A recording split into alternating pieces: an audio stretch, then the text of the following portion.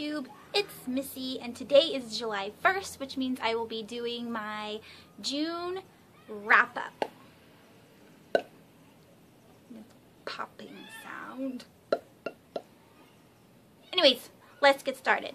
So for the beginning of June, I decided to finish up Through the Zombie Glass by Gina Showalter, and I gave this particular book a 3 stars on Goodreads, and here's the reason why. Alice in Zombieland was really good. It was a new concept on the Alice story. There's Alice, she's not really Alice, but that's what her name is, and there's zombies. There is a new way of seeing zombies. You can't see them unless you have this out-of-body experience and you are a soul, if that makes sense. So your soul comes out of the body, and that's how you can see the zombies. Otherwise, they are invisible. And I loved this concept, and Alice was a really strong character, and the people that she met in this zombie killing group were really cool, and so I was excited to read the sequel, which again was Through the Zombie Glass, and I was completely bummed out. Like, it was terrible. And I know I gave it a 3 because still I was glad I got to read like what was going on, but at the same time it could have just been a standalone book, because in the second book you don't learn anything new. Allie and her boyfriend, which I can't think of his name right now because I did return the book at the beginning of the month, they fight the entire book. It's an awful love. It's not even a triangle. It's like just an awful teenage love angsty. I thought you loved me. Oh, you don't love me anymore. Oh, you like her. Oh, I'm going to do something to get back at you. It was cat fights and people bleeding and dying, and then there was hardly any zombie action. And it was just really frustrating to read because the majority of it, I want to say 75% of the book, was Allie complaining about her boyfriend not loving her enough. And I was just ripping my hair out. I mean, I did read it really quickly just because I had to turn it in back to the library on time, but it was torturous to read, and so I did give it a 3 out of 5 stars. If you liked Alice in Zombieland, you don't necessarily have to read Through the Zombie Glass because nothing new happens. Period. The second book that I read in June was called Beautiful Disaster by Jamie McGuire,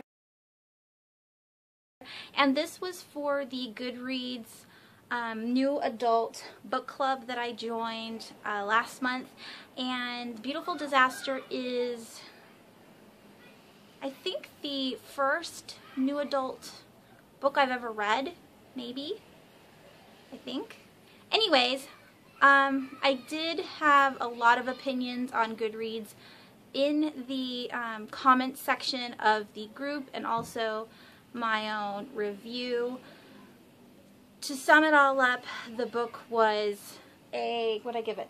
I gave it 4 stars. I did enjoy it a lot as a car wreck. Like, I couldn't stop reading it because it was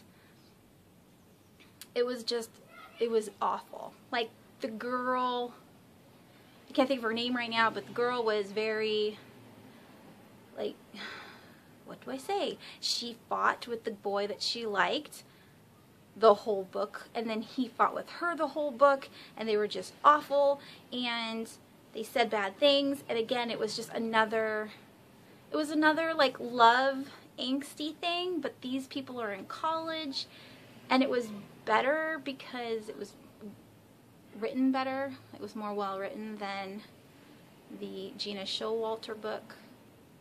I'm saying this horribly. Just look at my review on Goodreads. I'll leave the link below. Again, the book was due at the library, so I don't have the physical copy. But I promise you, if you have not read Beautiful Disaster, I would do it. It is very good for what it is, which is, I'm not going to say trash. It's not trash, but, you know, like, Ugh, whatever. Next. The third book that I read was The Fever by Megan Abbott. This is a book that I won off of Goodreads. I already have a full review, which I will leave down in the links below, or I will leave the link down below. And this one I gave a 3 stars. It was just like a Japanese horror where you're sucked in and then it drags on, and then the ending is kind of like cricket noises. Like, what was this? Why did it end like this? I enjoyed it for what it was, but I wished it had more. That's what I want to say. And then I also read Sharp Objects by Gillian Flynn. I do have the full review on this as well.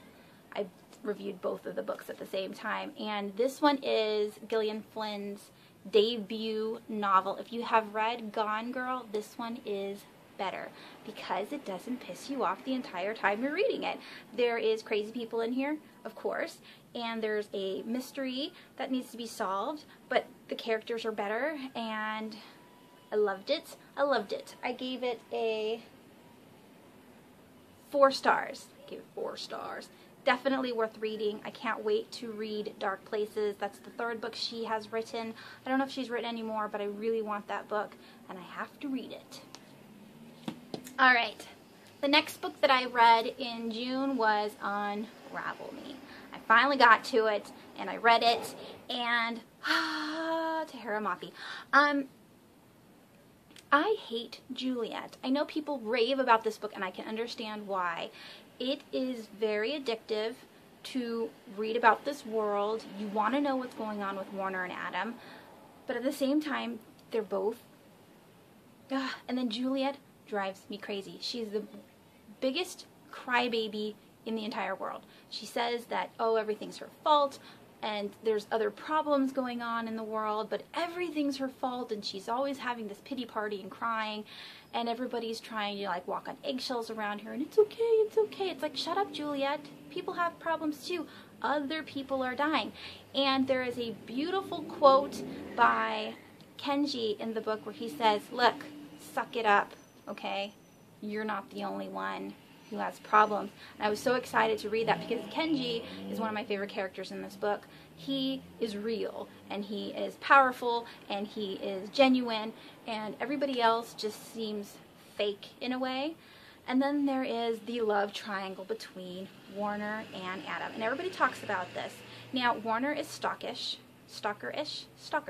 He has liked Juliet for a while, but through an outsider view. So he like watched all of her videos, like at the asylum, and he's like looked up all of her information in old like case files and doctor files and stuff like that. And he also has her notebook that she has left behind and Sector 45. I don't know if that's a spoiler, but he has it. So he has an insight on how she is and everything else, whereas Adam actually knew her from school, and so he, you know, he loves her for the outside. He doesn't know anything about what she holds on in the inside. He just loves her for the outside. So it's a toss-up. Adam seems like a whiner too because he's begging for her to love him, whereas Warner wants her to love him, but he thinks that together they'll be a stronger unit. I don't know. I'm Team Warner just because it seems more realistic, especially in book 2 and in their situation. I think they would be a better match for the future. I gave Unravel Me 3 stars, and I know I just talked about how good it was, but because Juliet pisses me off so much, maybe it's a 3.5, 3.75. Maybe I'll change it to 4. I don't know. Juliet pisses me off. And then so I was able to finish Fracture Me after reading Unravel Me, and that is the novella in Adam's point of view, which I also gave a 3 because it was pointless. In Destroy Me, I don't know if I reviewed it in my wrap-up last month, but in Destroy Me, it is Warner's point of view, but you learn information that you didn't know before about his background, about what he does, you know, in his free time and stuff like that. So you're like learning new things. In Fracture Me, it spends half of its time recapping about the battle, and you're thinking, well, these words have already been written, I have already read this, so you're just saying what I've already read, so it's redundant. Whereas in Destroy Me, I feel like everything that I read was new. So in Fracture Me, there is a section at the end of the novella where you do get to hear new things and see what happened in the battle while Juliet is somewhere else. And because you're, you know, in Unravel Me, it's Juliet's point of view. So whatever happened when they weren't with her, it also explains that in Fracture Me.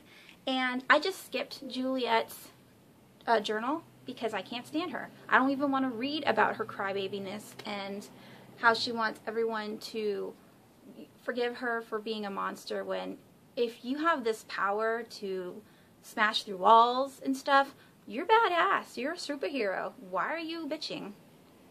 Sorry about that. Why are you complaining? Like, really, grow up. Alright, next I read Amulet.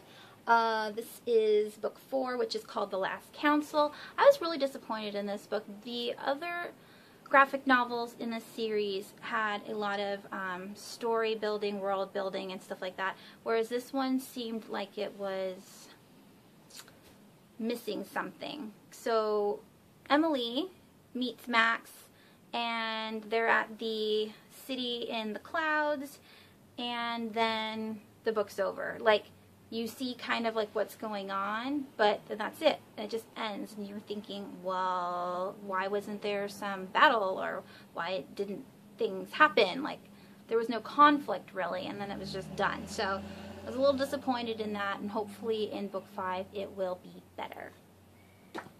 And the last and final book that I read in the month of June is the sequel to The Unbecoming of Meyerdier by Michelle Hodkin. And I loved the first one. I gave it 5 stars, and of course I gave this one 5 stars. This woman is amazing.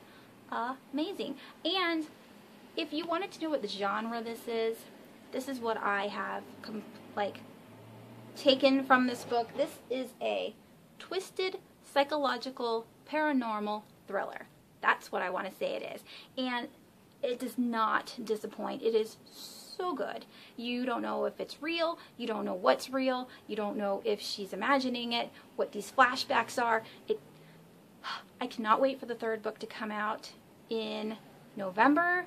I am just dying. I need to know what happens at the end, if it's true or if it's not. If you have not read this book, please pick up the first one and then read the second one before the 3rd one comes out. It is amazing. The other 2 books that I have been reading during the month of June is Dreams of Gods and Monsters. This is such a hefty book that I have not been able to finish it. It is due on Thursday, so I'm hoping I can get it done, but really I'm barely in this book. And then I am also reading the PDF file of Shades of Atlantis by Carol Oates. That one is really good too. Very angsty as well. Lots of lovey-doveyness. And that one is actually really good, and I can't wait to finish it and then start on the sequel, which is Shades of Avalon. So that is it. I will see you in the next video. Thanks for watching. Bye.